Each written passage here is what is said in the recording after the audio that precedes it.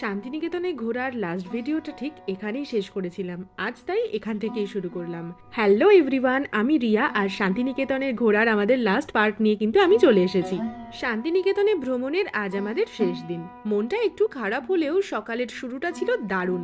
ঝটপট হোটেলের ব্রেকফাস্ট সেরে আমরা বেরিয়ে পড়লাম আজকের প্রথম গন্তব্যে। প্রথমেই পৌঁছালাম ঐতিহাসিক সুরুল রাজবাড়িতে। এখানকার টেরাকোটার কাজ আর পুরনো আভিজাত্য দেখে সত্যিই মুগ্ধ হতে হয়। ইতিহাসের পাতায় যেন কিছুক্ষণ হারিয়ে গেছিলাম। রাজবাড়ি দেখা শেষ করে আমাদের পরবর্তী গন্তব্য সৃজনী শিল্পগ্রাম। এখানে এসে মনটা একদম চনমনে হয়ে গেল। বাউল গান আর স্থানীয় শিল্পীদের নাচের তালে কিছুক্ষণ মেতে উঠলাম আমরাও। শিল্প আর সংস্কৃতির এমন মেলবন্ধন শুধু এখানেই সম্ভব।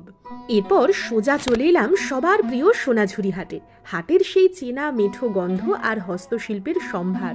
তবে দুপুরের খাওয়া দাওয়াটা ছিল একদম স্পেশাল। এখানকার বিখ্যাত রামশ্যাম হোটেলে পেট পুড়ে খাওয়া দাওয়া করে হাটে বেশ কিছুক্ষণ ঘুরে বেড়ালাম। কিছু কেনাকাটা তো করতেই হবে, সেই কাজটাও আমরা ঝটপট সেরে ফেললাম। অবশেষে ফেরার পালা। বিকেলের দিকে প্রান্তিক স্টেশনে এসে ট্রেনের অপেক্ষা। শান্তিনিকেতনকে বিদায় জানিয়ে রওনা দিলাম বাড়ির পথে।